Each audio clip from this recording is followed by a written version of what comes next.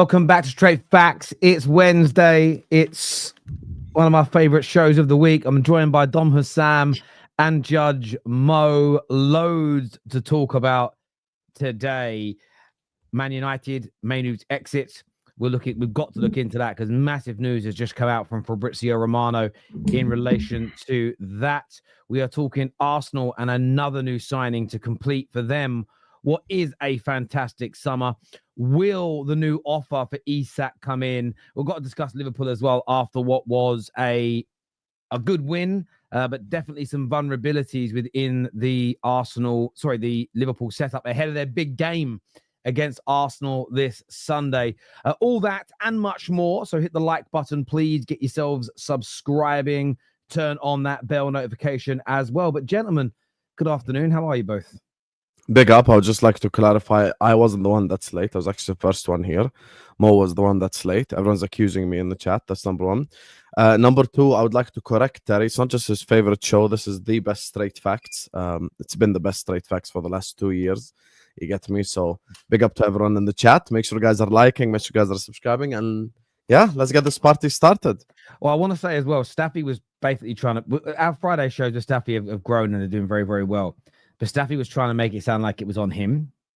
So this Friday, I'm not doing the show because I'm on holiday. So we'll see. I've had a £5,000 bet with Staffy for charity that if the numbers are the same without me, because he's still there, then he can name a charity of his choice that he can donate the money to.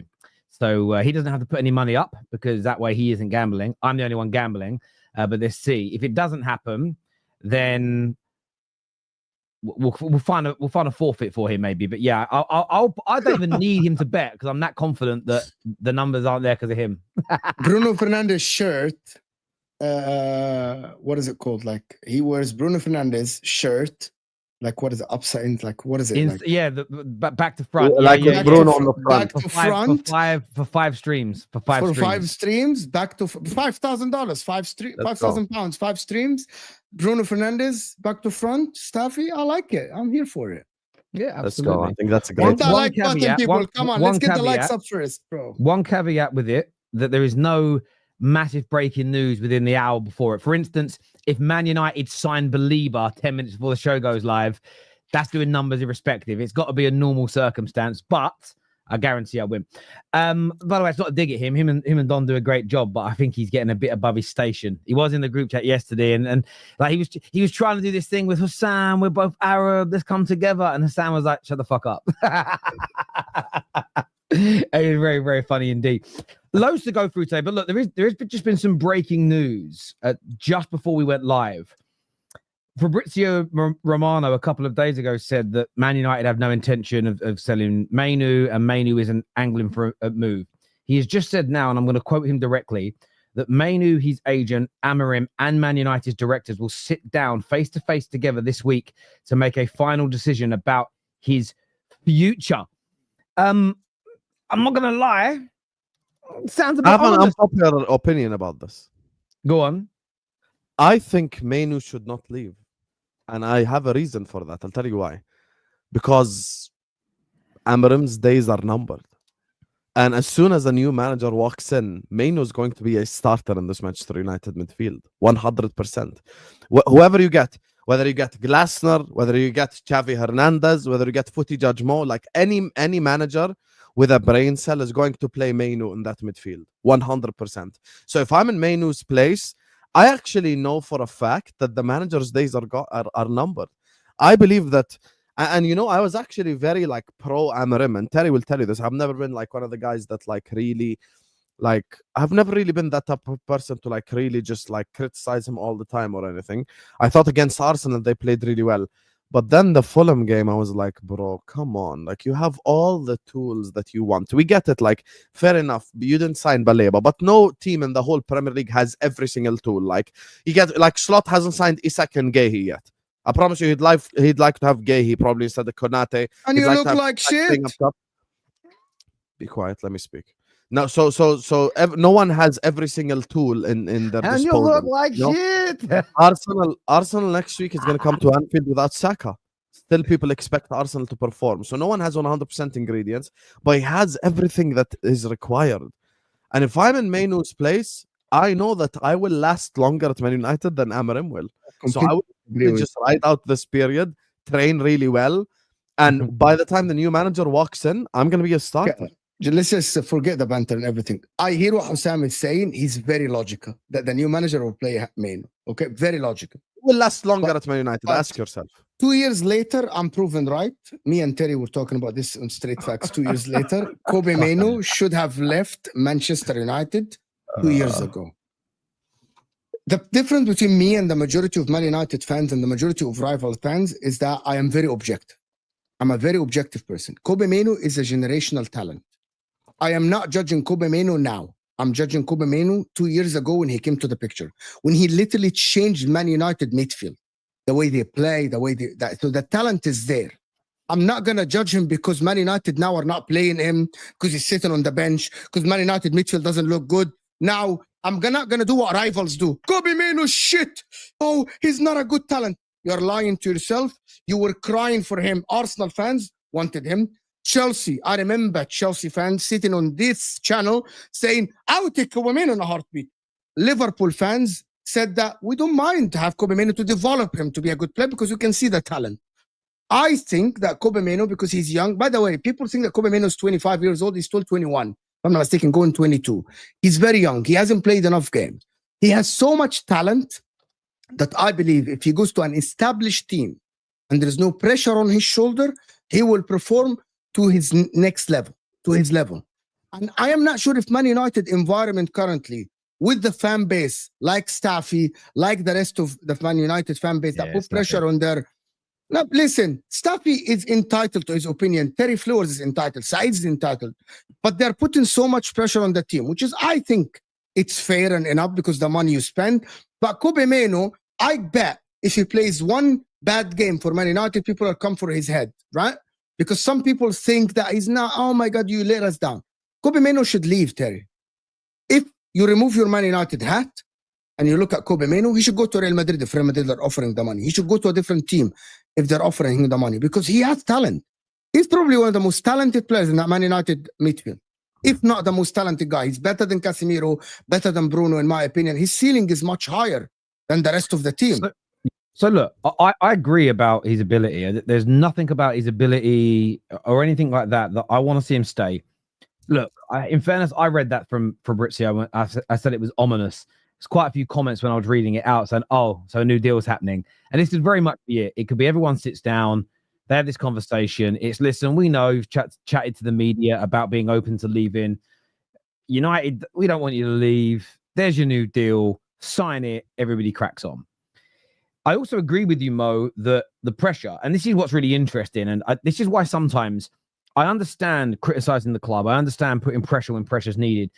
I don't think what Man United fans have grasped the ability to do, and I don't think Arsenal have done a very good job of this online. I think what we say and do online seeps into our dressing room.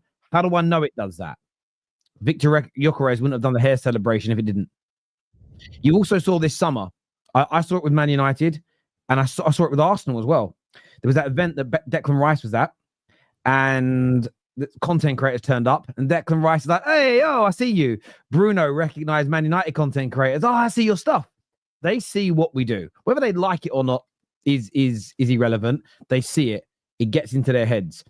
What we are also doing by creating a manager versus Kobbie scenario is the people that are going to back the manager, because there are some United fans who will always back the position of manager over players, doesn't matter how good or bad the manager is. It's the principle of the matter.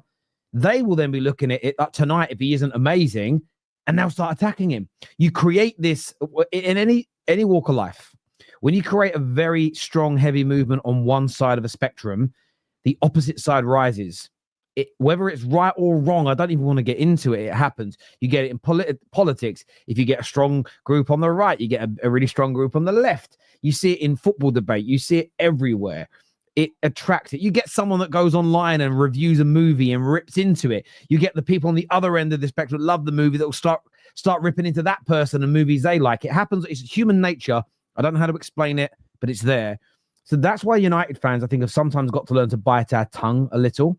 Maybe have a solid opinion, but also be open to listening to other people. And my view on the Kobbie Mainoo situation is very simple. I want to see him stay. That's my outright. Why do you want to see him stay? Because I think what is he going to play? What is he going to play? Hang on. I want to see him stay because I think he's one of the best young midfield players in Europe. I want to see him given an opportunity to play where Bruno Fernandes currently is. And I want to see him fight for that position. I think he can deliver in that position. And I think he can make Manchester United better. If he gets the opportunities, let's just create a hypothetical. Starts the next 4 games and doesn't deliver. Bruno's back in. Gets 2 or 3 sub appearances, doesn't deliver. Gets another run in the game later in the season because Bruno's picked up a knock, doesn't deliver. Then it gets to the end of the season and you go, do you know what? It ain't working. Then it comes down to, are we going to change managers and go to a 3? Or is it not working because Kobbie Mainoo's not good enough? That becomes a separate debate. I want to see him given a chance before we sell him. I think he'll deliver.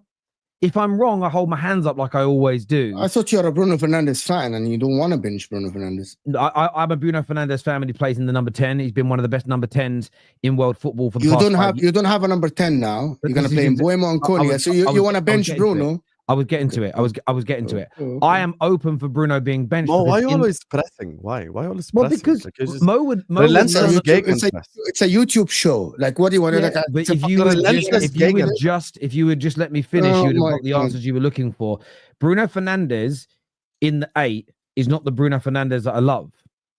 At the end of the Erling Haaland, one of the best number 9s in the world. If someone said, Terry, you're going to sign Haaland, I go, way, where are we playing him? Right wing back. No, thank you. There's no point. Bruno Fernandes in the 10, in an 8, in this system, in my personal opinion, isn't going to work for us. On the ball, yes, he'll create. When we're in the attack, he'll create, but he isn't disciplined enough when teams are trying to attack us. He steps out of position too much. And I think that will exploit us. Didn't you say before that Kobbie Mainoo's best position is advanced 8 as well, or number 10? Well, again, you said that before. Hang on. Yeah, but it's an advanced 8. You're going to have the same problems. Wow. No, it isn't. You're going to have the same problems, bro. No, Kobbie Mainoo with 𝗕𝗥𝗘𝗔𝗞𝗜𝗡𝗚 Casemiro is the same. When you're finished, let me know and I'll speak. Go on. But like, why are you? I'm trying to have an argument with you. This is what the show is about. Well, when you're finished, I'll explain. I ask you, didn't you say that Kobbie Mainoo's best position is advanced as well? It's the same thing. No, but it isn't the same thing, is it? Because just because 2 players play the same position and both of them are good, their best attributes are moving forward, doesn't mean their weaker attributes are the same, does it?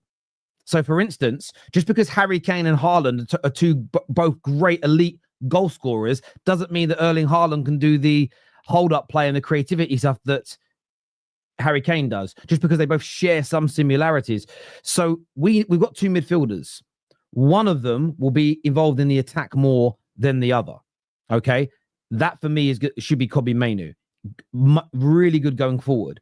But Kobbie Mainoo also is proficient and at times very good defensively, interceptions, winning the ball back, but also staying disciplined. Bruno's issue isn't even, he does win the ball back sometimes, but he did it against Fulham about 5 or 6 times in the second half where we were sitting in. Ironically, when Mount was next to him, we didn't do it because I think he knew I've got to sit back because Mount's not a DM. As soon as Ugarte came on, he starts pressing when he shouldn't and he leaves a hole in behind. I don't think Mainoo would make that mistake. In terms of going forward, you lose a little bit of something in Bruno overall because of how good he is at creating. The problem is we've got to try and find balance, and the midfield isn't balanced yet. So I am not adverse to trying Mainoo in the position, giving him a good amount of games to see whether that works better for us as a football team. Equally, though, the midfield isn't the only issue. There's a lot of Man United fans going around doing this one size fits all. Drop Bruno, we're fixed. I've seen a lot of people go viral saying Bruno's the problem, and I think when people say that, we're in big trouble. It's panacea at the end of the day. There is no one cure. You could make this switch and bring Mainoo in, and we look much better. But if our strikers don't convert our 3% conversion rate this season, boys, we've had the ball in the box more than any other team, barring Man City. We've had as many shots on target as any other team. XG is very good. Whatever metric you look at around creativity is very good. Our conversion rate's 3%. By the way, there's an irony in this. It's so beautiful for all the Man United fans forgetting this. Brighton are also in the bottom 5. Brighton have actually created more XG than us, have had as many shots on target as us, and have a slightly worse conversion rate, slightly lower than 3%. They're also in the bottom 5. They have Baleba in their team. Bringing Baleba in, by the way, doesn't fix that lack of conversion rate. That's another conversation. But Man United fans always do this. Everything is sack him, we're fixed. Sell him, we're 6. Drop him. By the way, just bringing Mainoo in doesn't fix us either. That's the one thing for me in this debate. That's what I don't like about it. It isn't the Mainoo Bruno's. That's a great debate. It's this delusional, fucked up view that people have that it fixes everything. Fucking morons. It doesn't. I'm going to go back to the Bruno defensive thing. The problem, Bruno had a better defensive game than Casemiro last game. We were on this show on the match reaction, and Najee presented that argument. I actually went and checked. The stats show that Bruno had a good defensive game. Bruno's problem is not defensive. Bruno's problem is that he's not under control. Will Kobbie Mainoo be under control? Kobbie Mainoo defensively is not the greatest. And I think that is the problem. I don't think he has a spot in this Man United 2 midfield system unless you get him an elite destroyer, unless you play him next to Caicedo. Like, so Kobbie Mainoo, Caicedo will work. Casemiro slow. Ugarte is not good enough. This is why I believe that Kobbie Mainoo will be great in an Enzo Fernandez role for Chelsea. Caicedo, Enzo, and a number 10. He will be great, for example, in a McAllister role for Liverpool, a 3 midfield. And as long as Amorim plays that system, I don't think it's going to work. I believe the kid has so much talent. If I'm a Man United fan, I will very, very be like you. I want him to stay because I like the talent. But I'm looking out for the kid, and I think he doesn't have a spot currently at Man United. And I think he will look bad if he plays in the two midfield formation. Fair enough. Fair enough. A comment here I want to go to says, Terry, if you sold Bruno, you'd have Stiller and Baleba. And yeah, I think the midfield would be better. But again, anyone thinking that buying 2 midfielders fixes Manchester United is a fool. There's still more that needs to be. And by the way, I think we've bought well in the attack, but we still need them to deliver. Man United fans have got to get out of this notion that, one, we were ever going to be fixed this summer. Stupidity, utter stupidity. Anyone who's listening to it, just crazy. Just don't do it. And yeah, it would have been great to have done that. And I've already said, I think that we've made a mistake. Come by Hackney. Hackney would make us a much better midfield. Okay, yes, it would. Harry, let me ask you a question, brother. You said that obviously, and you've been consistent with this message from when I met you, that just sacking the manager alone doesn't fix the problem. You are correct. But surely, as an example, and even someone like you who's been very positive, as if you do not slap the shit out of Burnley this Saturday, then even you would go like, this is just probably not working, and we're gonna have to let it go. Define slap the shit out of Burnley. Okay, because goal margins. No, I'm gonna give you a genuine example. Let's say what happened against Southampton at Old Trafford last year happens, right? Remember what happened against Big Up Taj. You see, remember what happened against Southampton at Old Trafford when Diallo had to win it at the end, 3-2. I don't think a performance like that is acceptable with the players that you have against Burnley.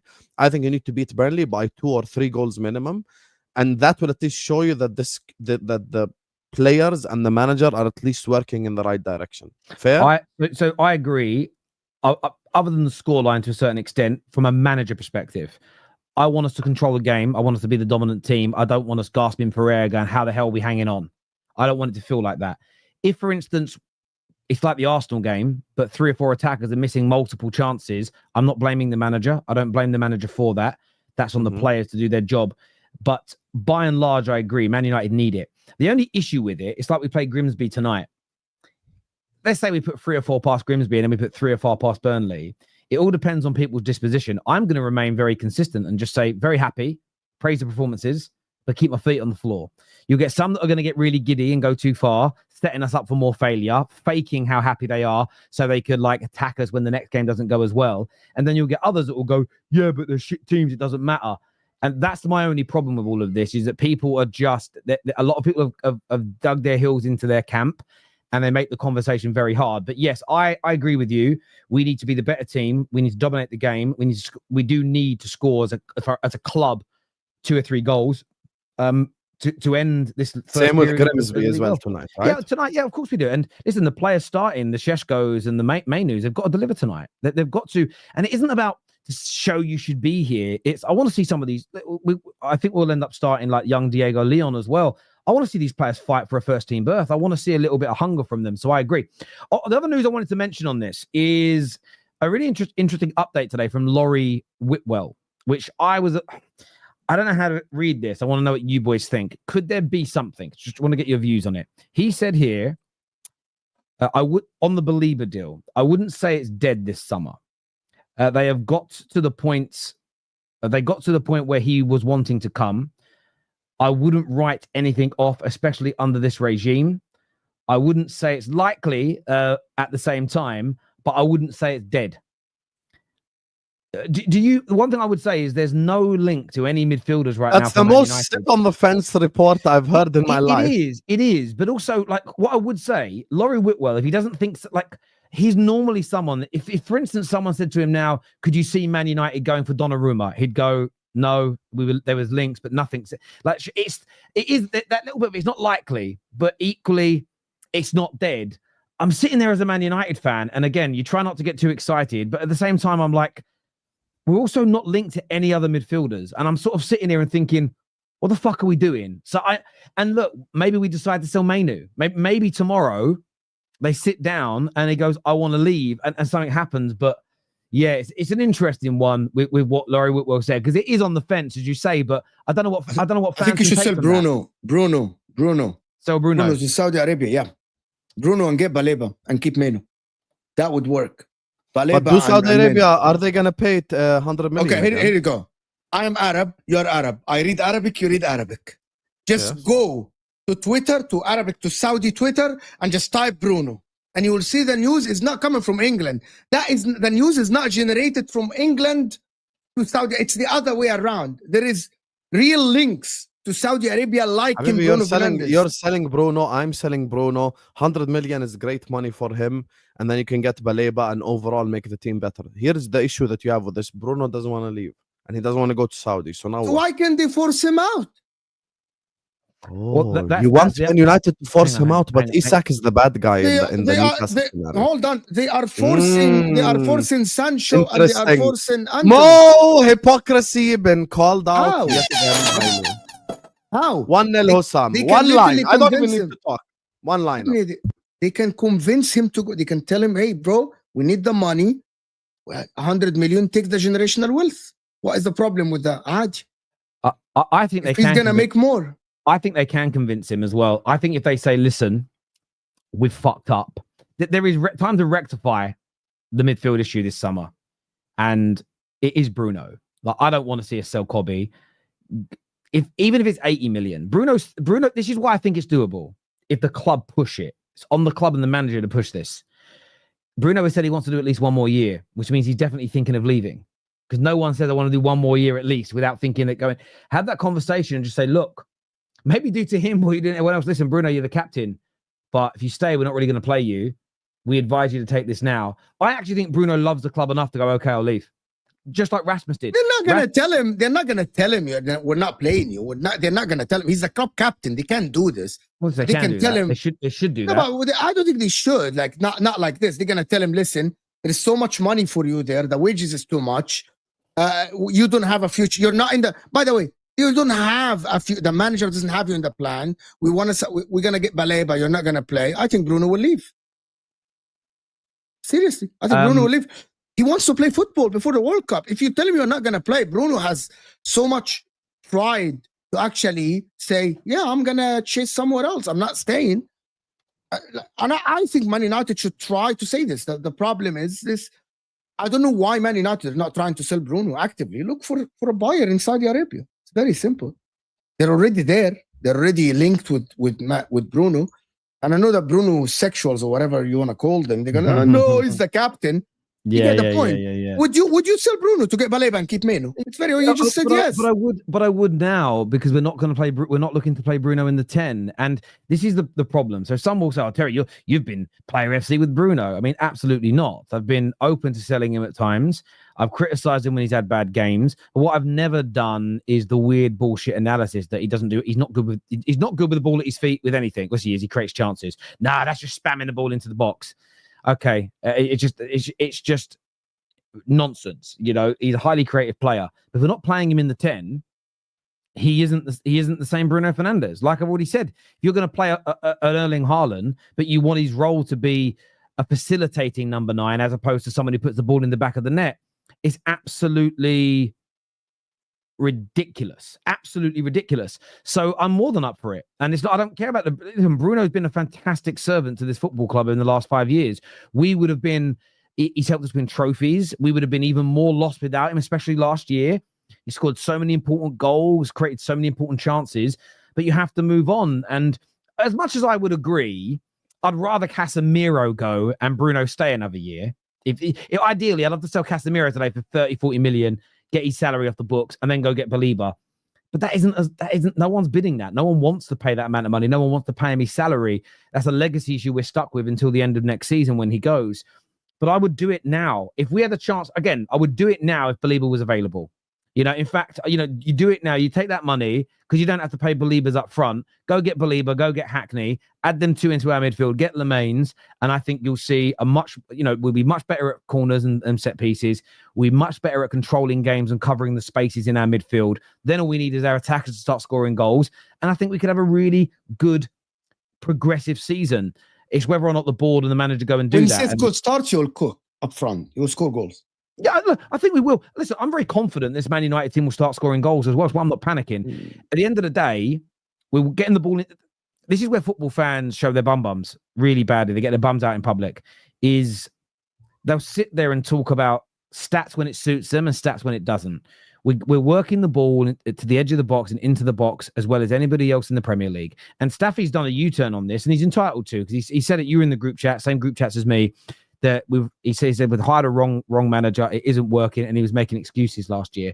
I don't necessarily think he was. His data from last season that he showed me is still there now. We're working the ball into goal-scoring opportunities as much as anybody else. It's about taking those opportunities, whether it's the final pass or the shots on goal. I'm someone that doesn't want to just throw baby out with the bathwater until we've given these new players in these positions a little bit more time to see if they can score. But even if they don't and the manager does have to go, I'm not just going to forgive the players for making the wrong decisions and missing chances because I've lost faith in the manager. Again, everything at Man United is so... It's just... Maybe it's because I've been doing this so long. It's the repetitive nature of it. Let's do some super chat before we move on to the next subject. So what's Mo saying? He'd sell Bruno G for Wissa. What, Evan, you're stupid? Oh, what are you, stupid? On. I never said that, bro. What is this fucking stupid chat? Bruno plays volleyball in midfield, zero control. He's fine on the ball, but by and large, it's what he does. People are. This is also the worst bit. What Bruno's doing wrong in midfield is also being completely mischaracterized. It's what he's doing out of possession that's the issue here for our system, as opposed to in possession. But yet people are focusing on. Of course, he makes mistakes on the ball, but all midfielders do. They genuinely are looking at the wrong parts again when it comes to Bruno Fernandes. It's so sad. Oh, bless him. Beating Liverpool. Okay, we'll come back to the Liverpool Arsenal stuff later when it's relevant to the show. Arsenal fan here. When did we want Mainoo?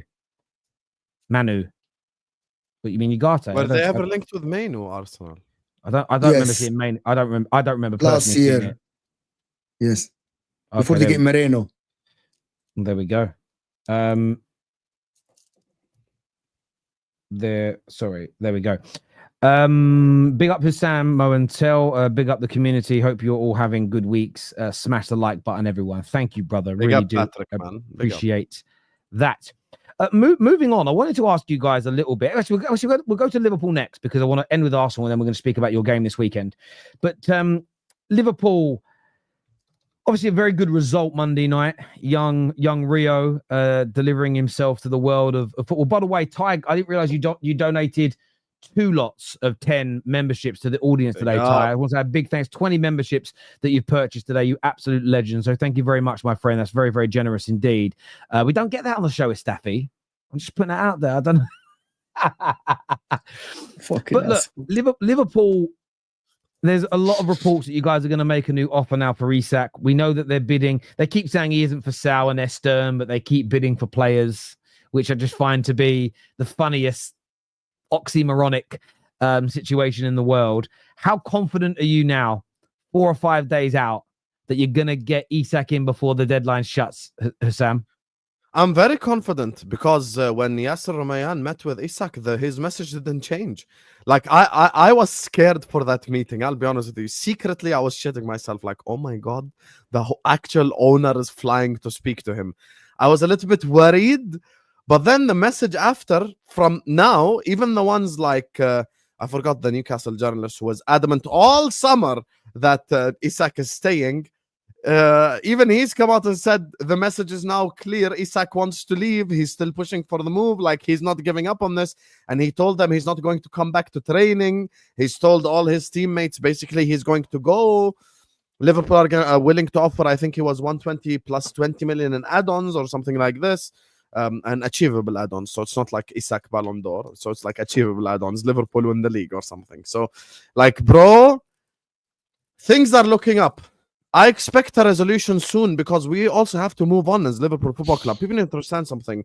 Even if, we don't need Isak to win the league per se, like him by himself.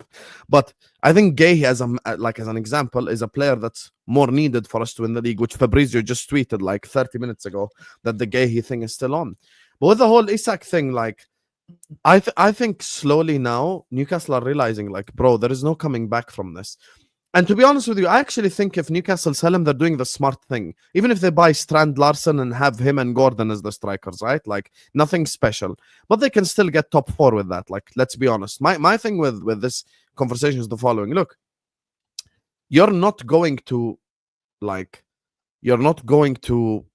gain anything from keeping Isak because his value is just going to decrease.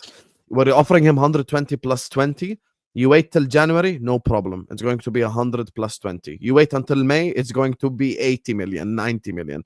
That's the thing. Now, someone will come tell me they'll compensate for it for qualifying for the Champions League. Yes, unhappy players have remained at football clubs before, but do they perform at the level that they have performed at when they were happy? That's the real question. Like, that's the thing for me. Like, we've seen players, if you'd like, forced to stay at football clubs for a year or whatever it is. Do they end up performing at their, like, the level that is expected or required? And that, again, once again, I watched what Carragher said about the Fernando Torres thing. And he was like, in the summer, Torres wanted to leave. We forced him to stay until January. And it almost felt like everyone at the club just couldn't wait for him to leave. Like, every Liverpool player just couldn't wait for Torres to just leave, so everyone could just move on because the place was miserable, according to him. The training ground was miserable. Everything was just in a miserable position. So I think that's the case right here. Now, people give different examples, but Isak has went so far to the other side. Like, he's done even more than Torres. He's done more than Coutinho. He's done more than Tevez. He's done more than any, like, Kane. He's done more than all of these guys. Like, because the message is just 100% consistent and he wants to leave like 100%. So that's why for me, I still expect Isak to be a Liverpool player. Hopefully by tonight we find out our answer. That's what I'm hoping for. But yeah, I need Newcastle to execute the signing. It's funny because Newcastle fans will come to the Football Terrace community and they'll be in this chat and they'll go like, the price is 150 million, just pay it. Okay, Wolves want 60 million for Strand Larsen. Why did you bid 55? See, same logic, same energy. Why did you bid 50 then? That's the one. That's the one bit, Sam. That's the one bit that's made me laugh so hard the last few days. Is that they are bidding for these replacements. There's a weird conspiracy. They're only doing it so they can say to Isak, "Look, we tried, but we couldn't get it done," which is just bollocks. It's just absolute nonsense. That's why the bid is key, huh? That's why Liverpool put in the 120 versus 20. They're like telling Newcastle to fuck off. It's on you now. Isak brought you the money. Yeah. It's on you. That's what Fabrizio said yesterday. The ball in Newcastle court. He said it. Isak is not negotiation with Strand Larsen. Isak is not negotiation with RB Leipzig. Isak is at home. It's on Newcastle now. Now Liverpool, if the reports are correct, and Liverpool are offering, Sam said 120 plus 20, Liverpool did their bit. Liverpool did their job. We gave you something very close to your fuck-off valuation, whatever, the 150 you said, like it's a fuck-off price. That's what the media are calling it. You know, like move away from us. Liverpool are doing something close to this. It's on Newcastle's hand now. You had a meeting with the guy. The guy told you he doesn't want to play. You said, okay, we need to sign someone. It's on you now. You need to go and sign someone. If Newcastle don't sign someone from now until the end of the window and Liverpool have the 140 million ready, Newcastle are basically playing. Keith Downey just tweeted right now that they're gonna offer 60 for Larsen. Just now. Who did? Keith Downey. He just tweeted it man like literally, Keith. 30 seconds ago. He just said Newcastle expected to make an increased offer worth around 60 million for Wolves striker Strand Larsen. But my problem with this, I'm looking at it from a Newcastle angle. Newcastle are screwed. Strand Larsen is nowhere near anywhere, like near Cisco, nowhere even is Eucharist. Yeah, but nowhere Newcastle are even Mateta. screwed because of Newcastle. We have to admit this now. They needed to go on better for 𝗕𝗥𝗘𝗔𝗞𝗜𝗡𝗚, Cisco. They needed to do better for this. They got rejected. And I said that They should have accepted what Liverpool offered, right? Which is, give me Isak and we'll let you have a free run next season. Now we know that because they changed their wording. I'm like, oh, if we signed 𝗕𝗥𝗘𝗔𝗞𝗜𝗡𝗚, we might have let. Like you I said, still remember you at the literally time, took, that's why I'm both of you, where they kept saying, and this is where I'm so glad Terry called out the Newcastle journalist, because they completely switched 180 degrees, and I hate, do not lie to the people. Stop lying. That's why I believe they lie. Wait. Because the time when 𝗕𝗥𝗘𝗔𝗞𝗡𝗚 was linked to Newcastle, the message from every single Newcastle journalist was, we want 𝗕𝗥𝗘𝗚𝗚. That's why they never lied. Why are you lying? Well, you saw it just on Sunday and Monday. Sunday evening, I saw Craig Hope, and then all the others, Lee Ryder, Keith, fucking Luke, they all followed suit. Newcastle's stance has changed since that comment from Isak, and he will not leave. I remember watching the video of Craig Hope. He said, that's it. He will not leave. 24 hours later, oh, look, the chairman of PIF has come in to try and resolve the situation and sort things out with Isak before a final decision is made. Hang on, you told us yesterday a definitive decision was made. The media in Newcastle have had an absolute mess. What they've tried, do you know what they've done? Because they've beefed with Goldbridge all summer. They've tried to be content creators and realize this: as content creators, as YouTubers, as fans, if I go live today because there's a report coming from Fabrizio that Man United are advancing for Lemaines, and then tomorrow I go live because United haven't got Lemaines because Ornstein has just said that Man City have hijacked it, barring a handful of small trolls that go, but you said yesterday United were advancing. Everyone who watches my content knows I'm a fan reacting to the news. When journalists behave that way, everybody goes, hang on a fucking... They tried to be like content creators, and they're sort of like putting out little bits. He's not for sale. Yes, in the body of their work, they say, he's not for sale unless this price is met, unless this sale is done, unless this happens, unless this goes on. And it's like, so you're not representing the truth. With Ornstein, who they've all attacked, when he tweets, his tweets have so much of the detail in. This is this bit, this is that bit, this is difficult, this is here. Here's the link to my article, and it explains everything. Where theirs have been so sensational in their viewing, and the amount of, I will respect Mama Flossie, Ash, Kane, and the other Newcastle fans that have been on this show over the course of the summer that have called this out. As Newcastle fans, they've called it out. But the amount I've seen go live going, my club, we've made the decision, he's staying. 24 hours later, what do you mean he might still leave? You said yesterday. It's been a crazy, their media has been shockingly bad. Shocking. Because I don't think the club knows what they want. The fact that Romayan went to convince him, the club really wanted him to stay. They are trying so hard to make him stay. And they were convinced that the Saudi guy, when he comes in, the chairman, when he comes in, Isak will say, yeah, fine, I'll stay. Like, bro, like he's so adamant to leave. Yeah. They should just let him go, to be honest. The worst thing he can do as well is sign a new deal and then go in a year's time. He's then helping Newcastle maintain their money. He should say, well, no, I'm not signing a new deal. I'm being paid well now. Even if he reintegrates, I'm not doing a new deal. You're just going to lose value next summer. Because he goes into the last 2 years. This has all got out of hand for one reason and one reason only. Forget the media for a minute. They just haven't been able to sign replacements. People keep going on about there was an article they did about 4 weeks ago, maybe less, where they said the only reason that Newcastle were even considering selling him is because of the noise that Isak has made in recent weeks. And that's when Isak then came out and said, no, I told you a year ago I wanted to go, reminded you at the end of the season. And then you start looking at the truth, the bids, the players they were looking at. They've been trying to buy these players for 3 months, but yet they tried to turn it into, oh, Isak was a really bad guy. That's why we're being forced into doing this. They've just got it wrong every single step of the way. I did want to ask you as well. Sorry, this comment here says, reports today, Larsen is not for sale from Craig No Hope. But again, I can't take But they anything offered they say. the 60 though that Wolves wanted. That's Yeah, they're the about key. to offer another bid. That he is for sale at the right price. He really is for sale at the right price because every player is for sale at the right price. As long as you offer enough money. I did want to ask you about Mark Gahey though. How important? I'm going to go to Mo first. How important is Mark Gahey for Liverpool? Because defensively, listen, they've got 6 points, joint top of the league, yes, but 2 goals conceded whilst leading by 2 goals, 2 games running, looked very vulnerable against Newcastle, who are a good team. He said, how important is Mark Gahey now?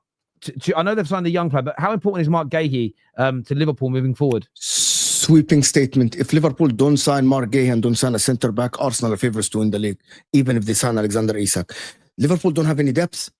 An Arsenal defense, it might be their year if Liverpool don't sign a centre back, and a competent one, by the way, because Konaté's head is not there. Sam was like, forget Isak, buy me Gahey. They need a centre back, bro. Like, this cannot continue. His head is not in the game. And Liverpool might be screwed because you're not going to outscore everyone. There will be teams that will sit back, that will defend against you, and you will struggle. Every team will struggle to score goals in some games, right? But they look wide open at the back. We don't know when Frimpong comes back how bad it will be at right back. Conor Bradley looks unfit. It was very obvious when he stepped on the pitch. They don't have a right back. Szoboszlai played well, but he's not a right back. They need to actually sign a centre back. Gahey, for me, is more important than Isak. Way more important. Currently, they can sign a Mateta as a backup striker for Nketiah, and Liverpool attack will be still the best in the league. But if they don't, likes Nketiah now, by the way. Like, really yeah, I'm a big fan. Big fan of Nketiah, to be honest. It's haram if he sits on the bench for Isak. I think Isak needs to earn his position when he goes to Liverpool. But in my opinion, if they don't sign Mark Gahey, Liverpool licking the lips.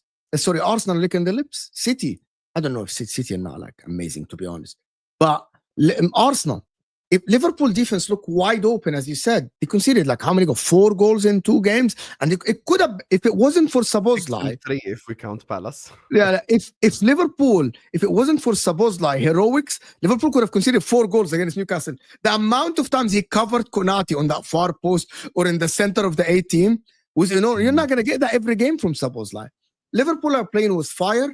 And there are reports that are saying, by the way, that Liverpool, if they don't sign Gahey, they actually now might go the whole year and get Gahey next season for free. And they might go the whole season with the same defensive line that they have, assuming that Endo will be the cover if Gomez is injured. That is playing with fire. Liverpool playing every competition. I don't expect Liverpool to go far in the Champions League, in the League Cup, and in the FA Cup. That is not going to continue. You're going to concede goals. And you're not going to be able to win against every team. And Liverpool fans that are laughing and don't like this, look at your defense. Arsenal have had 2 clean sheets. And you have had 4 goals scored against you. We know that attack win you games. But Arsenal have compensated for the attack. Your attack score goals. Their attack have Gyökeres and Eze now. Now it's all about the defense. And your defense doesn't cover you in glory. It doesn't. If we played like we did against Newcastle, against Arsenal, we lose that game 100%. Thank you. That's the thing for me. And because Arsenal are good at set pieces anyway, Arsenal are actually a better version of Newcastle than what Newcastle did. Like, Arsenal is gonna do all the long throw-ins, every single corner they're gonna play it long every single time. Like, that's the thing with this Arsenal team. So they're like a sexy. And Liverpool, stove, can I interrupt you? Go ahead, finish. Yeah, so for me, the one thing that I will say is, look, it's very important as well to recognize we haven't played the 3 midfielders that we want to do anyway, like, which is McAllister, Gravenberch, and Wirtz together. It'll be the first time this Sunday, so I'll see that effect. But I'm in complete agreement with anyone who criticizes Konaté. I think you could make the claim that based on form, Konaté is probably a bottom 3 centre-back in the league based on form. His performances in the first 2 games have been absolutely dreadful. And to be honest with you, I'm glad, like Mo said as well about Virgil. Bro, thank God we got Virgil van Dijk. Like, genuinely, thank God we actually have him. Because if we didn't, I think we'd have conceded even more goals. I don't know what Konaté's been on in the first 2 games. The problem with Konaté was always fitness. It was never performances. We always said Konaté's injury prone. But he performed really well when he played. The problem is he hasn't performed like well in the first 2-3 games. So that's the thing for me. So I need Konaté to step up. Can I add something to what Hussam said? That I think now, and Hussam, I want Hussam's opinion. I said something on my show yesterday. I was with Mac and Ram. It's not a compliment. I actually think that Liverpool fans now are a little bit delusional. because of what happened last season. I'm going to tell you why. Liverpool fans actually now are going into the phase the same as Arsenal fans went into the phase in the beginning of last season. That they think that injuries don't happen. Someone put in the comment, 2 people put in the comments now, Terry, that it's the same defense we had last season and we won the league. Well, news for you, injuries happen. Arsenal thought that last season and now they had Kai Havertz injured. Konate has an injury prone. You're not going to continue the whole season with Konate fit and Van Dijk. That is far-fetched. That doesn't happen in football. If Van Dijk gets injured, if Konate gets injured, you're really down to your last bone here. You're down to Gomez, and probably Gomez will get injured again. Like, people think that because Liverpool, some people told me yesterday, some Liverpool fans told me, by the way, Mo, we improved in attack. Bro, you have 4 attackers, including Chiesa. You have 4 attackers. Sorry, you said down to your last bone. I love it. I get sayings wrong too. It's down to your bare bones. Bare bones. Down to your last bone, you'd be dead, Mo. My point about this is Liverpool fans now assume that they're going to go the whole season without injuries. Because last season they had luck with injuries and Arsenal unlucky. Same for Arsenal season before when they had the full squad for the majority of the season and they thought, yeah, Kai Havertz will replicate the season before. He got injured. Surprise, surprise, Saka didn't have cover. He got injured. That's exactly. And that's why I told Mike yesterday. I told him, if you don't get a striker and don't get a center back, Arsenal favorites to win the league because they have more depth. You don't have center backs. And forward line, Salah gets injured. I agree, we're underdogs. Salah gets injured or Ekitike gets injured. Who's playing up front? Chiesa is playing the striker. Chiesa is playing in the Champions League and the league and the cups as a striker. Because I have some shame. But Liverpool fans are being entitled now. They think that the world revolves around, we're not gonna have any injuries. Salah is going to AFCON. You need a forward. You have only Gakpo on the left. I do agree with you. Look, the problem in both cases, just quickly, Isak and Guehi's prices. Like, here's the thing. Like, Crystal Palace are actively trying to sign a centre back. They just announced Pino, who's a left winger. So they're showing the willingness to spend money, right? But they're trying to sign that French centre back. My thing is, like, Guehi scenario for Palace is even worse, because if it gets to January, we could get Guehi off them for 10 million. And in the summer, he's going to be free. And for FFP and PSR reasons, they're done. Here's the thing. Guehi's being very respectful. He's saying, I'm not going to kick up a fuss. I'm not going to hand in a transfer request. But at the same time, he's saying, I want the Liverpool move. He's rejected Man City. And he's saying, I'm not extending my contract. So if you're in Crystal Palace's place, take that 30 million because it's good for you from FFP perspective, so you can spend it. We get it. You can't get a centre-back as good as Guehi for 30 million, but that's still better than nothing. That's what I'll say. Yeah, now everyone wants to find a replacement, guys. Crystal Palace, I just read now on this Twitter, is a new thing this summer, by the way. This didn't used to happen before. Crystal Palace now all of a sudden, I've got to be worried about the selling clubs replacement. When has this been a thing ever? Glasner after the game of Crystal Palace, like, yeah, we must keep Guehi because there's no time to sign a replacement. Bro, why didn't you sign a replacement? Like, there's 2 months with you. But also, managers have very little say on this stuff anymore anyway, and the club will make the managers, essentially, if a manager, I know some don't like big squads, but in some ways, he'd just rather a new centre-back signing and Guehi stay because then he's got options. Managers never want players to go. I want to big up Ty again. Ty has just gifted another 10 members, 30 memberships that he has given out on this show to the audience. So everyone who's got one, please make sure you're thanking Ty. 30 memberships, Staffy. This here from Rob says, who is the more important signing, Isak or Guehi? Guehi. More important, Guehi. Better, Isak, 100%. By the way, Casemiro just rejected an approach from an Arsenal. Yeah, I did see that news. It just come out that Casemiro's rejected an approach to go to Saudi. What's wrong with players at Man United? I don't know. Yeah. There are. The thing is, this is the According issue. To Mo, though, you should force them out. But we're not in a position to force him out because of what he's on, and it's, let's just say we do, and then we don't get a replacement in. We're sat there with 3 midfield players. It's an awful situation, but he is just part of that group that's on a massive contract. I don't blame Ruben and I don't blame Ineos for it because they didn't give it to him. But yeah, I do agree. I think Guehi might be more important than Alexander Isak at this particular moment in time. All breaking news from Matt Law. Spurs are trying to beat Chelsea to the signing of Xavi Simons. Talks have begun over a bid before the deadline day. That is from Matt Law. So that news broke yesterday. It's been confirmed again that Spurs may now go in. It also has been confirmed that Chelsea are prioritizing Garnacho over Xavi. It tells me one thing about Chelsea. It tells me one thing. It's flip for profit over quality. Because by the way, Chelsea fans, that says the whole story. Because Xavi Simons is levels above Garnacho, but Garnacho is much cheaper and you can flip him for more money next year. Xavi Simons, if you pay the 60 million euros, probably, unless he plays amazing. This is no worry because it's Spurs, Mo. We have to be honest. Come on. No, but Chelsea don't want to. I think if Terry Flowers wanted to bring Xavi Simons to the terrace, he would accept him over Spurs. Like, I'm gonna be honest with you. Like, I just don't trust Daniel Levy or the Spurs people. I'm gonna be honest with you. No, I think they're gonna pay the money. If they can convince the player, he will go. Chelsea don't want to pay the money for him, bro. They don't want. And Chelsea are focused on Fermin Lopez as well. Fermin Lopez apparently that's not that true, according to some Chelsea sources. They're saying he's apparently the plan B for Xavi Simons. That's what they're saying. Well, Fermin Lopez, I think, is a 10, and I think he benefits Chelsea a lot more, to be honest. Cole Palmer can play on the right side. But listen, if Spurs get Xavi Simons, they're cooking. We just if this was like Liverpool or City, this would be something we'd discuss like deeply. But because it's Spurs, I'm sorry, I just can't see a world in which Simons goes like, yeah, I'm gonna go to Spurs. I can see him going to Spurs. They're a bigger club than RB Leipzig, and if Chelsea are not going to put the money down, then I don't see why. Oh yeah, I'm just saying if they both offer it, like Chelsea and Spurs, that's what I'm saying. He's going Chelsea 100%. Yeah, if he has the choice, I'm saying. Sorry, a new update. It's an update on what Fabrizio said. So Mainoo and his agent, it isn't in the next few days, it's the next few hours they're going to make a decision on Kobbie Mainoo's future. So very, very interesting indeed. Calls and interest from other clubs is there, but no active talks taking place at the moment.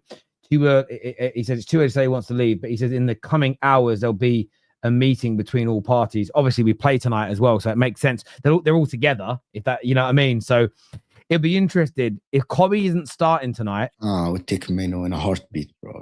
I get you, but if Mainoo isn't starting tonight, he's leaving.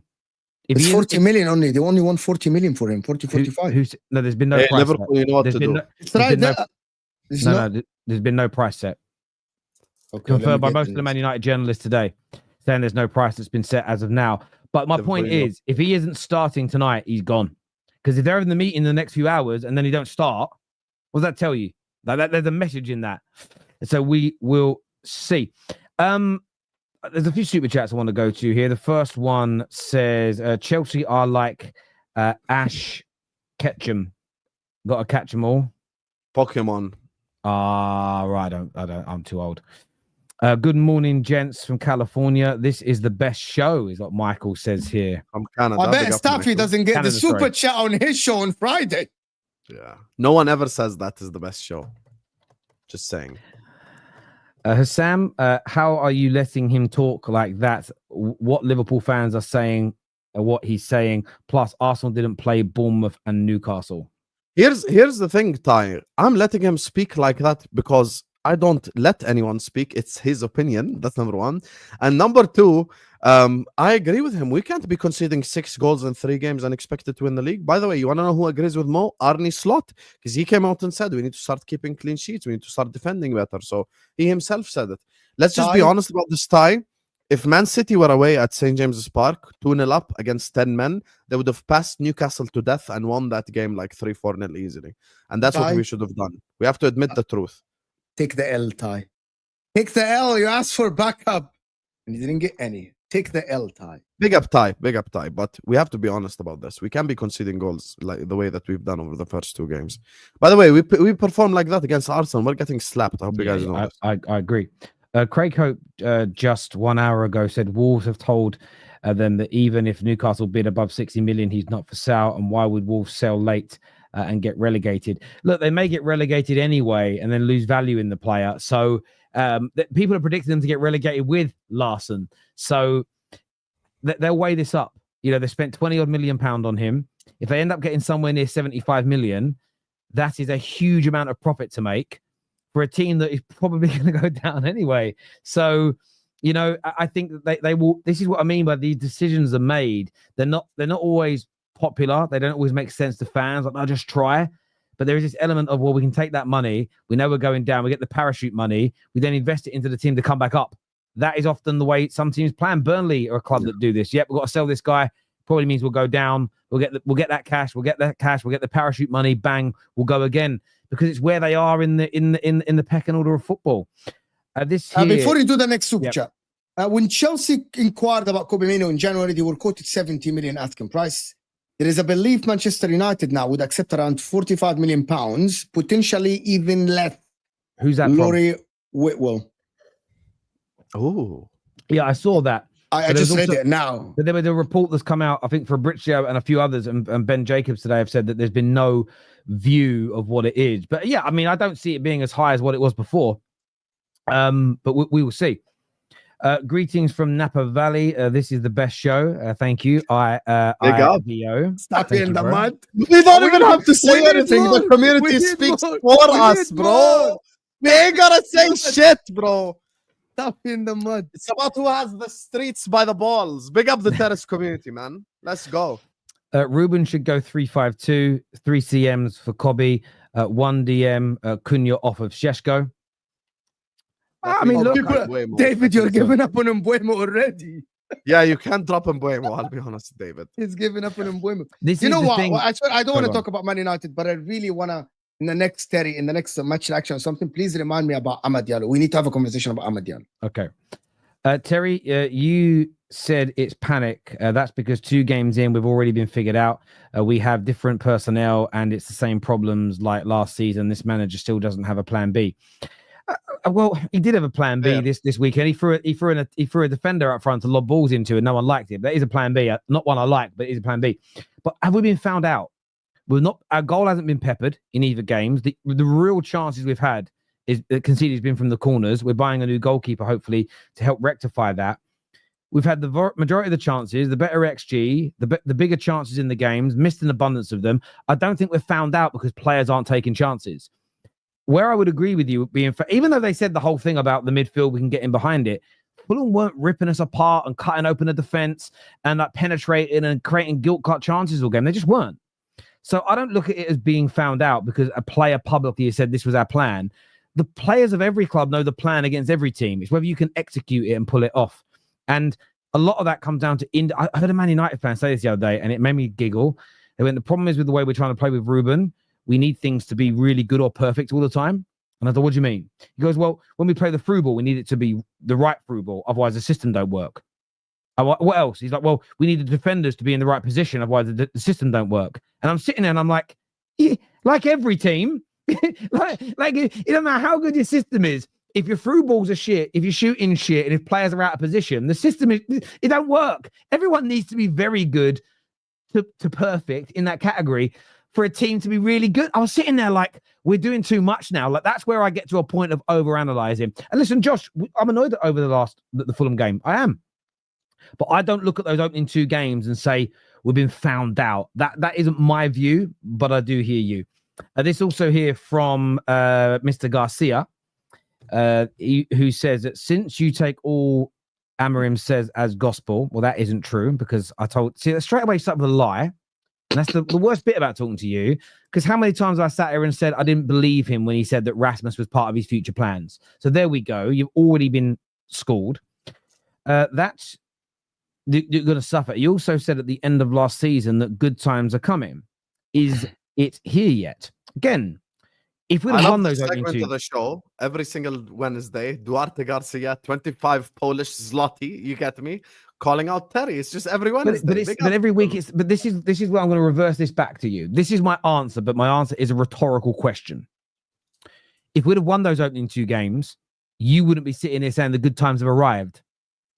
So if winning those opening 2 games wouldn't constitute as the good times arriving, losing them can't either. It ain't great, or not. We didn't even lose them both. Not winning them isn't either. So first of all, your first statement's a lie. And the second statement is he said the good times are going to come. And if he doesn't deliver the good times, he'll lose his job. And I will advocate for that. What I won't do in advocating for a manager to lose his job if he isn't doing a good enough job is ignore other holes are at the club and in the squad. I won't suddenly pretend the squad's amazing. I won't suddenly pretend that every facet of the club's being run brilliantly if it isn't, just because a manager's failing. But fundamentally, your points are flawed because you lied and you wouldn't accept 2 wins as the good times arriving. So you can't make that statement at the opposite end, my friend, but good try. Thank you, Shane, for becoming a member of the show. That means a great deal. 31 new members on the show is amazing. I agree, Husam. Liverpool need to fix their defence and get clean sheets. A DM and centre-back is more needed than Isak. Why aren't Liverpool going for Kobbie or 𝗕𝗥𝗚𝗓? They're never getting Kobbie. Bro, we can't sign a player from Man United. Not happening. That hasn't happened since 1962, by the way, just so you know. It won't ever happen. It won't. The last time a United player was linked to Liverpool was Gabriel Heinze, famously enough. Talk about transfer window. Fun fact, United have spent 200 million on attacking players and their top goal scorer is Fulham. It is true. Own goals. All right, I got top goal scorer right now. But I'll give you a little prediction, boys, as well. Whoever you follow that's like an angry United fan at the moment, I guarantee you this has happened. Say we win well tonight. Say we win 5-0 and Šeško gets a hat-trick and Mainoo balls out. You won't get, come on, way, good win. This is what you'll get. Fucking told you he should have started Šeško. Told you it will still be negativity. You won't get positivity. So I'm just very, I can guarantee you, bet your bottom dollar that is what you read. Ain't taking no L. You're gaslighting, saying that Liverpool fans are not concerned about our centre-back depth and whatnot, and Sam let him talk that nonsense. No, that part I agree, by the way. All Liverpool fans are concerned about our centre-back depth. I wouldn't say anyone is saying our centre-back depth is good at all. That part I agree with you. I thought you were calling him out for saying our defense is not good enough, which is... Ty, let me respond to you now, Ty, quickly. People in the chat said, it's the same team as last year. Why should we be worried? That is the response to them, Ty. You speak for yourself. I respond to some people, not all Liverpool fans, but some of them say we have Gomez. One of them literally yesterday on my show said, Mo, why are you talking like this? We have 4 center backs on the and Endo can cover. I'm responding to these people, Ty. So take the L and move on. Was that 𝗕𝗥𝗚𝗡𝗚 by any chance? Doesn't matter. Yes, people have stayed and have done better. Suarez. He didn't want to move to Arsenal like Isak wants to move to Liverpool. That's the thing. It wasn't as bad as this. Newcastle keep Isak and he plays in the World Cup year. He's going to Bermuda Gunnar, you've not been updated with the recent news, but Isak, even without playing a single second... Clutching. Bermuda Gunnar has been clutching lately. Yeah, he's literally been selected. Guys, why are we acting like Sweden is Brazil? Can I understand? Like, you really think Isak won't get selected for Sweden? Yeah. Bro, where are we going with this? If Zlatan Ibrahimovic came out of retirement, they put him in the squad. Like, come on. We know. Yeah. By the way, before you read the super chat, Wolves are actually now signing the replacement for Strand Larsen, even though they said he's not for sale. Someone called 𝗕𝗥𝗚𝗓𝗚 Arkuder. He's £20 million player. Striker. Yeah. Where did you get this news? Ben Jacobs. Oh, okay. If it's some bullshit source, more.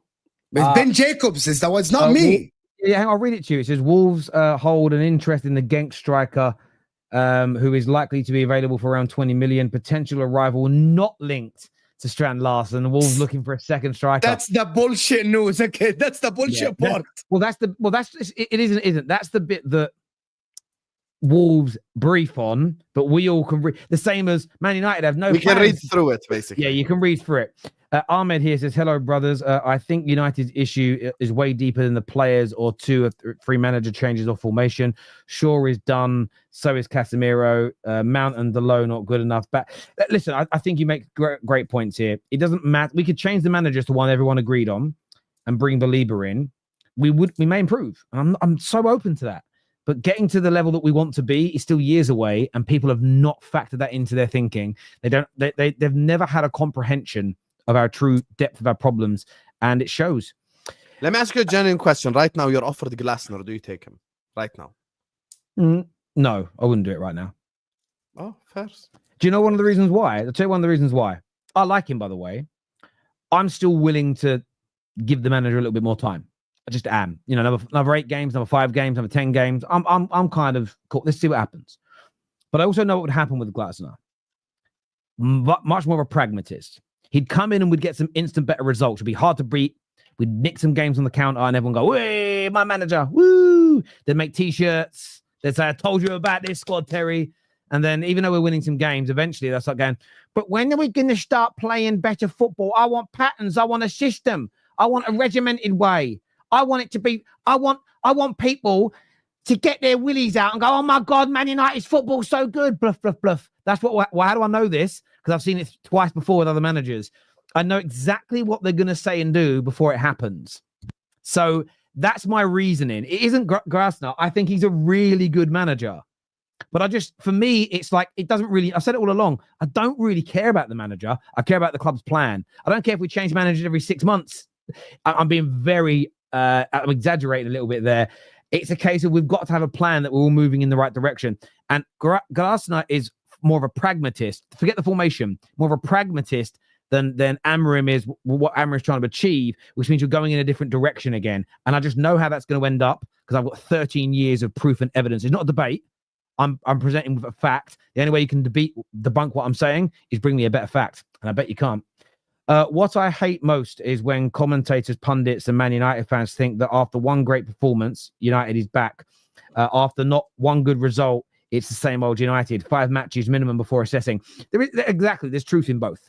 And if we win tonight and beat Burnley, the negative people will say that don't mean nothing. They're crap teams. You go and beat City, and then it'll be an exaggeration from the same people. You draw the next game, fucking wankers, let me down again. It's all over the top, and I know it again. I've not just been in this game. I think for 12 years. United pundits have done way more damage to Man United. Oh, they're fucking. Some of them are arseholes. So annoying. Like every time you watch, like I don't even get Sky here, thank God. But every time I watch, like a clip from Roy Keane or Gary, it's the same. This is Man United, bro. Shut the hell up. I think the one that did the most is 20 years ago. Yes, bro, you're not there. I'm being serious. Rio Ferdinand did the most damage.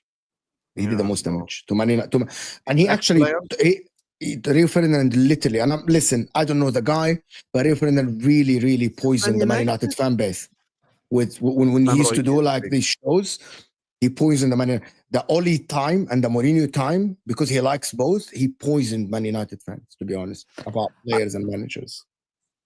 This super chat here says, what I meant was, would you sell Bruno Guimaraes for Wissa because you don't have a playable striker at the moment?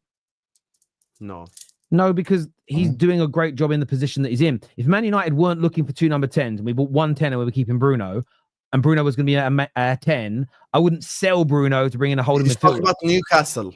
No, I know, but he was saying that when we were saying that we should sell Bruno to bring in a better CM for that position.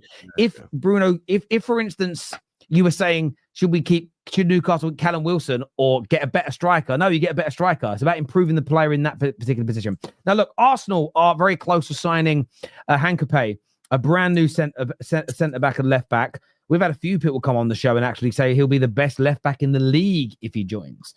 Very good bit of business. But there's a wider question here I want to ask you after this signing. Does this signing, along with what is a fantastic summer for Arsenal Football Club, does it make Arsenal's squad complete? And are they now the favourites to win the Premier League? Yes. 100 times yes. Right now, Arteta has everything at his disposal. I don't care if you're Arteta in, Arteta out, Arteta doubt, Arteta in the middle. I don't care. He has every single ingredient necessary to deliver trophies. End of discussion. That's just the reality of it. He has like 2 players in every position. Arsenal fans said that Madueke is the Saka backup, so they shouldn't have a problem with Madueke playing at Anfield this Sunday. So for me, we're not going to sit up here and lie. Arsenal now have all the ingredients they need to win a league title or to win a Champions League. That's it. It's just simple as that. Like he has to deliver, because at some point in time you're going to have to deliver. Every single elite manager in history, Ferguson, Pep, like Klopp, Slot, like everyone who's been successful, Conte over this last 15 years, have delivered with something missing. The thing is, Arteta has nothing missing at this moment in time. Arsenal must. I don't care if. So you haven't answered the question. Are they favorites to win the league? Are they favorites to win the league? You haven't answered the question. He asked a simple question. Are they favorites to win the league? If you notice, guys, no. Answer the damn question. Answer the damn. Okay. That's the thing. As things stand, yeah, they're favorites. As things stand. So you think Arsenal have a better team than Liverpool? If we sign Isak and Gueye, I change my mind. So currently, Arsenal have a better team than Liverpool. Yeah, we don't have Isak and Gueye. Okay. and they have a better manager than Liverpool. So what is making Arsenal favorites today? See how he puts words in my mouth? When did I say they have a better manager? No, I'm asking. And I didn't even say that you said that. I asked. No, you said and they have a better manager. That's not a question. And that's a question. It's a question. You can't start the question with and. No, you can't. And do Who they gave have you a better American manager? passport? Habibi, and do they have a better manager? Guys, he's waffling. Let him finish. No, I'm not waffling at all. He's You can ask. Is Arteta better than Slot? I'll say no. No. Go back. You're gaslighting Arsenal fans. Are they Without favorites to win the league? Gueye or with? Currently. Because the question. Currently. Here's the thing. Currently. ignored Terry's No, question. Isak. Terry asked as things stand, by the way. That's what I'm saying. As things stand, are they favorites As to win the things league? stand, 100%. Without Isak and Gueye, are you crazy? Oh, really? Okay. Of course we need Gueye. Of course we need Isak. Because I believe the same. Our backup winger is Rio Gomoa. Our backup striker is Federico Chiesa. Our backup right winger is Elliot. Are you crazy? Of course we need Isak and Gueye. We sign Isak and Gueye, I will change my mind. No problem. But that wasn't Terry's question. The thing about it, no. He said currently. Yeah, Osam, okay, now ask me. If stop. Liverpool are favorite. Yeah, Osam, stop. He said currently, as it stands. Okay, as it stands, Arsenal are favorite, 100%. I agree with him, by the way, people. I agree. So why are you shouting? Because I want you to say that Arsenal have a better team than you currently. As things stand. Okay. Because a lot of people don't there believe is a difference between this team now. Hold on. Now, who's better, Isak or Gyökeres? Who's better, Isak or Gyökeres? يا حبيبي, just wait. يا حبيبي, who's better, Isak or Gyökeres? يا حسام استنى بجد والله العظيم ما تضايقنيش. Guys in the chat, I want to hear Liverpool fans, not Arsenal fans. Do you agree with Husam that Arsenal now are favorites to win the league? As things stand, make sure. As things stand, I want to actually hear from Liverpool fans. Do you think that Arsenal now have a better team than your team? Because if Liverpool fans think that, of course they have better I depth. believe that is crazy. Mashi, I agree with you. All the yeses in the chat. That's the thing you don't understand. You think this is why Ty called you out. I actually agree with Ty now. You think that Liverpool fans are like this delusional bunch of people who just like back everything the club does. Every Liverpool fan in the chat will tell you, we need Gueye. We need Isak. Our depth is a problem, bro. You think like Leone's 18 years old, he's only played for Parma. I still need him to play Carabao Cup, FA Cup for him to build that experience. I need Isak because as things stand, we only have 4 starting quality forwards at the football club. Salah, Ekitike, Gakpo, and Chiesa. That's it. Other than this, it's either a kid or a hybrid player. So of course we need Isak, because guess what? You sign Isak now, all of a sudden you can rest Ekitike in games, you can rest Isak in games, you can rest Salah in games, you can rest Gakpo in games, you can rotate. You bring Gueye in. Guess what? Konate now knows that his place in the starting 11 is not guaranteed, so Konate steps up his performances. Gueye is a player that can start ahead of Konate. Gueye is a player that allows you to rest Virgil van Dijk in certain games. So Isak and Gueye, even though they're only 2 players on paper, they have that impact on the squad in terms of rest, rotation, fatigue, injuries, everything. That's why we need them. The thing about now, if we switch the question, if we say with Isak and Gueye, who are the favorites? Liverpool, no problem. I'll say it right now. 100% I'll say it, no problem. The thing about it, all what you say doesn't change the fact that Arsenal still must win the league, regardless of if Liverpool sign Isak and Gueye. That doesn't change. Maybe if Arsenal signed Blue, they have to win the league. My point about this is that we need to actually understand how good this Arsenal. The whole argument, what Terry asked, is that Hincapié, how good does that make Arsenal team? How good does it make Arsenal team? It's very good. Hincapié is an upgrade on Kivior. I still think that Arsenal still need a left winger because Martinelli and Trossard are not good enough. My God! However, I don't believe that every team is complete. Arsenal currently have every tool they have to win the league. There's no excuses. They have a very good team. I actually think that their defense is miles better than others. Their attack is better than City currently with Eze, Saka, Gyökeres is better than Marmoush or whoever is going to play on the right, and Haaland. That is what I think. Currently, Liverpool are number 1 in attack, but they don't have depth, and I'm expecting something to happen. Salah is going to go to AFCON. Wait, Mo, I'm getting triggered. I'm getting triggered, please. Why are you getting triggered? Gary, put up the latest super chat from Robert. Put it up right now. Put it up. You are a fraud, Robert. You are the biggest fraud, and you're the one that's gaslighting. The question was without Isak and Guehi. Let's look at the two squads quickly. I'll do it in 30 seconds. Raya and Kepa, Alisson and Mamardashvili. Great. As things stand, remember. Frimpong, Bradley. Who's the Arsenal right backs? Timber and Ben White. So Arsenal win that one. Centre backs. Saliba, Gabriel, Mosquera, what's his name? Hincapié, Calafiori. How many players you can play in there? As things stand for us, Virgil, Konate, and then Gomez and Leone, who's 18. He's younger than you. Have some shame. Your left backs, Calafiori, Lewis Kelly, Zinchenko, because he's still at the club. Because Terry's question was, as things stand, who's our left backs? Robertson, who is older than Mo at this moment in time and washed. And we've got Kirk, as who you have all laughed at from the beginning of the season. You go into midfield, Rice, Zubimendi, Norgard, Nwaneri, Odegaard versus our midfield. McAllister, Szoboszlai, Jones, blah, blah, blah. We all know the midfield. And then you go to forward line. This is your options. This is your options. Who wins that? Who wins the midfield battle? In my opinion, us. Now we go to the forward line. Arsenal have better depth, of course. Now we go to the forward line. Remember, he said, as things stand. Okay? As things stand. Your right-wing options are Saka and Madueke. Our right-wing options are Salah and Elliott. Our forward options right now, striker. Why did you do? Sorry, I've got to start this bit again. You keep saying it, but you don't tell me. So goalkeeper, you're saying you win. Yes. Centre backs, Arsenal win. Back line as a unit, Arsenal win. And full backs, they win too. Back line. Let's do line. Back line. Okay, hang on. So central midfield, Liverpool win. Right wing, who wins? Liverpool. Right wing, we win because we have the nuclear weapon in Salah. Okay. As things stand, striker, they win. Jokers and Havertz versus just 𝗕𝗥𝗚𝗓. No, but Terry, you're doing it not player for player. We stopped doing player for player. As a midfield, no, I'm doing as a depth, as a total. No, we're not doing it. Guys, let me explain what I'm looking for. I'm doing it to do with depth, right? So I'm just asking Sam, because he's assessing it. So we've got all but the left wing, the left-hand side. Who are you going with? Arsenal. Okay. Who's their options at left wing right now? Eze, Trossard, Martinelli. Who's our options at left wing? So they're winning five. And Rio Gomoa. So they're winning 5 of the 8 departments. Yeah, that's why I'm saying what I'm saying. Now you include Isak. All of a sudden, we beat them at striker. You include Guehi. Also the midfield. The midfield as well, Terry. Norgard, Moreno, Rice, Odegaard, if they can play midfield. Nwaneri, right? Like all of the Rice. That's a lot of depth. Liverpool have McAllister, Szoboszlai, Curtis Jones, and Gravenberch. Wirtz, 5. Okay, 5. Great. Arsenal have 7.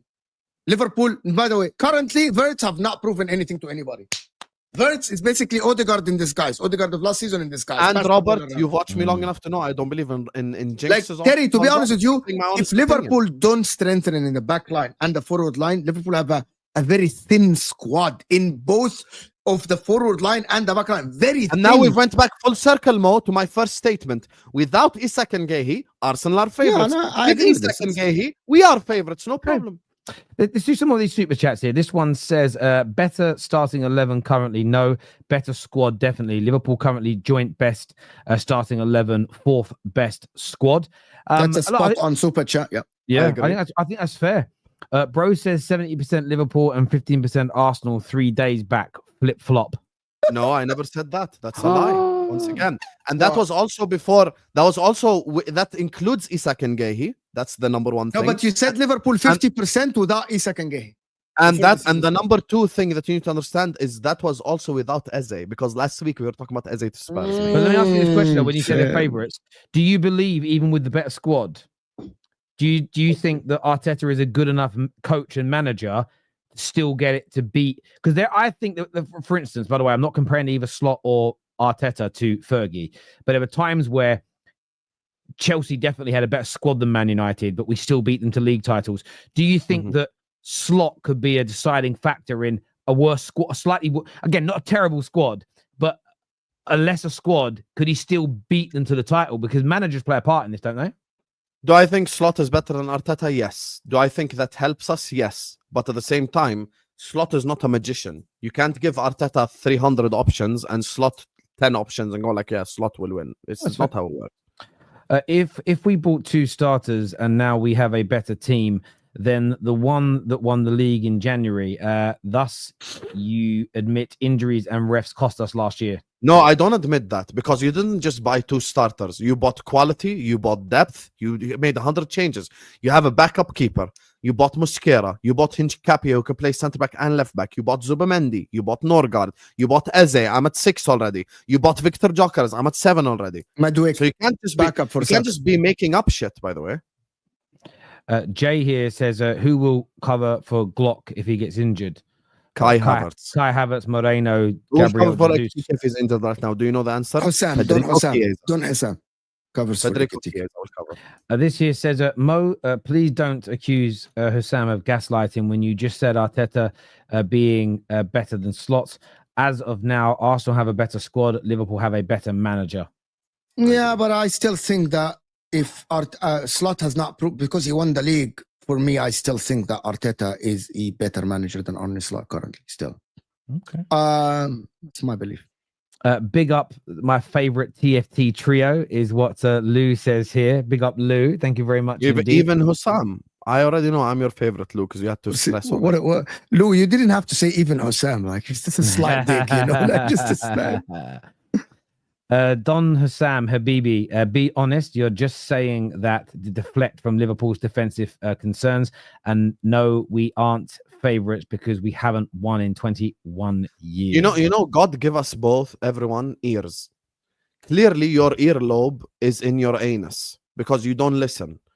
You're saying that to deflect from Liverpool's defensive concerns when I've spent the last 30 minutes talking about our defensive concerns. Go to my channel, Don Husam, like and subscribe. Go to my videos. On my Newcastle match reaction, it says, forget Isak by Guehi. How can I forget about the defensive concerns when I've called it out the most? Are you okay? Hincapié and Eze is class and will open up low blocks. Because Hincapié is not starting for Arsenal. Hincapié will start, but he won't open low blocks. Rio says the most nonsense. He tries to be the cool guy to relate to fans instead of just being an expert who played at the highest level. I'll be honest with you. Something Terry said earlier, actually, about like journalists trying to be content creators. I'm gonna big up Mark Goldbridge. I'm gonna big up Terry Flowers. I'm gonna big up Don Robbie. I'm gonna big up all like the Redman TV, even though they hate me. All the OGs that made all this, because now it's actually cool for all the major media outlets to behave like content creators. That's what Saturday Social is about. Tier lists. I was doing tier lists on the Terrace 3 years ago. 3 years ago, I was doing tier lists on the Terrace. Now they do similar shit. So I think Ferdinand is just trying to be cool to get that content creator vibe, even though he's an ex-player. Didn't he quit Sky to be a content creator now on his podcast? TNT Sports, he quit, yeah. Yeah, he quit. Yeah, and he works with content creators as well. Terry's gone full journo mode for the future clips. No, listen, the way I speak about Man United, I've spoke about that. I spoke about like this for years. There are some content creators that don't like me because I don't say extreme things that can be clipped up because I provide an alternative view. I see other people's angles, but that's just been me. But they're just angry because I've got nearly 1 million followers across all my platforms and they're still stuck on 10,000. So that's all it really is. If we're being honest, bro, Bruno is still our best 10. Cunha, Wow. Cunha is. Wow. Cunha. Wow.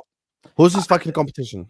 We should have put a bid in for Guimaraes. Yeah, can you imagine now if you just pivot to Bruno Guimaraes and take him instead? That'd be hilarious. Don't need to put a bid. He has a release clause, mate. 100 million.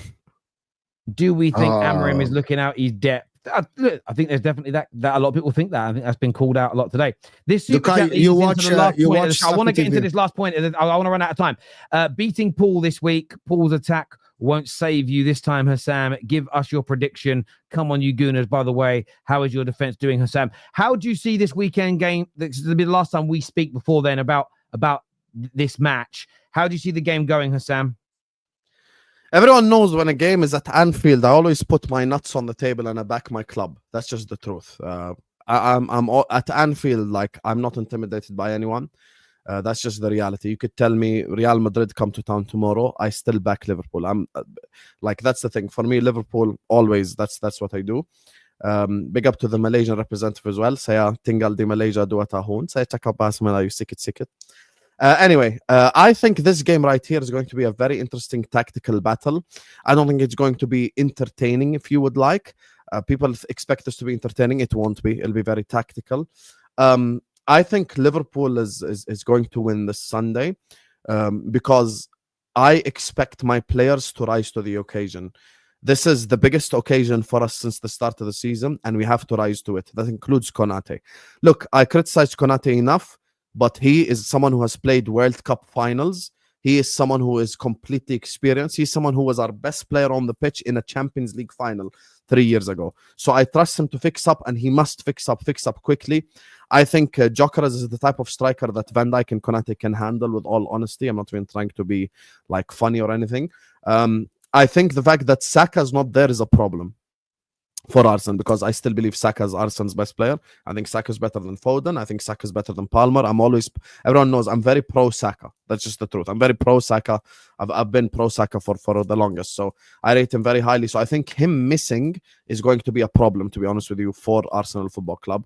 And I believe we'll win, but I think it's going to be a close game, maybe a 2-1, a 2-0. I don't think it's going to be a slapping from either side. We probably concede the set piece goal, but we will score goals. I think we have too many nuclear weapons on the pitch for us to not score goals, and that's what I'm backing, to be honest with you. 2-2. Set piece Arsenal and a goal, and Liverpool will score 2 goals. And I think that game will be very good, actually. I think that the game will be open. Gun to your head, who would you back to win? Liverpool. Oh, fair. It's at home. Always back the team at home, especially if it's a big team like Liverpool. Always back the Anfield. Always back Liverpool. Gun to my head, 100% Liverpool will win the game. Hey, Rob, I would like to tell you something. You just commented Salah has been missing so far. One thing I will teach you. Terry will teach you this. Mo will teach you this as well. They'll agree.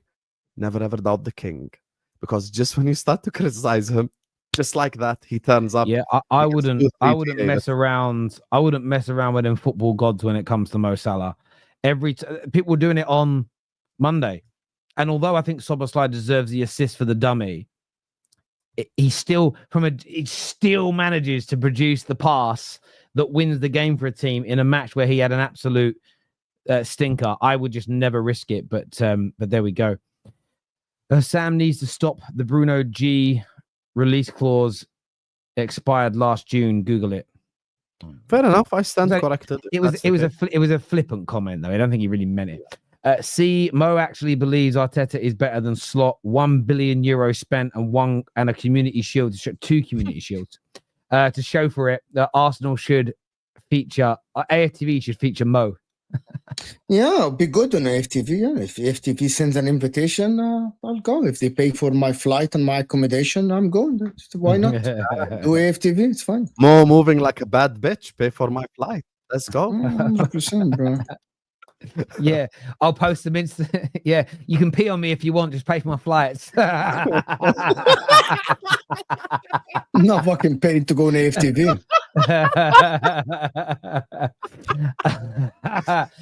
You go, Mo. Let's go. Pay for his flight, Don. You heard it. Hot girl summer. Woo woo. Do your thing. We can never be confident going to Anfield, but at this point in the season, it's not a must-win game. It's just not. It's a must-not lose. Arsenal can win, but I see a draw. For you, it's a draw. Yeah. No problem. It's a good result. Does Konate start against Arsenal? He doesn't look mentally at the races, if you ask me. Yeah, Habibi, and you ask me a question, does Konate start against Arsenal? Yeah, Habibi, who the hell is the other option? Yeah, you want me to play Joe Gomez against 𝗕𝗥𝗘𝗔𝗞𝗜𝗡𝗚? At least athletically, I will trust Konate against Arsenal. That's my thing. So, can I ask you one question before you leave? Because I know you have to start your show. If I give you a draw today, no Isak, no Guehi, would you take it? No. Okay. Just wanted to know. Question to Terry: was prioritizing Cunha and Mbeumo over a midfielder right when you have Bruno and Ahmad? Time will tell, my friend. I still think we went for the goals because there was always going to be holes in the midfield. The attackers haven't scored their chances. Let's see if we start scoring our chances. If we don't, and when the goal ratio stays the same as last year, then it'll be a mistake, my friend. And I'll hold my hand up and say my club's strategy was wrong. Even with Isak, Guehi, your team is still not strong. I wouldn't say they're not strong. Can't laugh at me. Slot won the league with Klopp's team on autopilot. No problem. Arteta on the FA Cup with Emery's team. There we go. 2-0 Look, Husam. I want to thank everyone who's tuned in. We're back live tonight after Grimsby versus Manchester United, so make sure you're tuning in after that one. This is going to redirect you to Husam's channel, so please all get across there and support my brother right now. Thank you to our super chatters. Thank you to Taj, who donated all those new memberships. Thank you to everyone who's hit the like button so far. You're absolute legends. Until next time, take care. Goodbye. God bless. And we'll see you soon. Peace.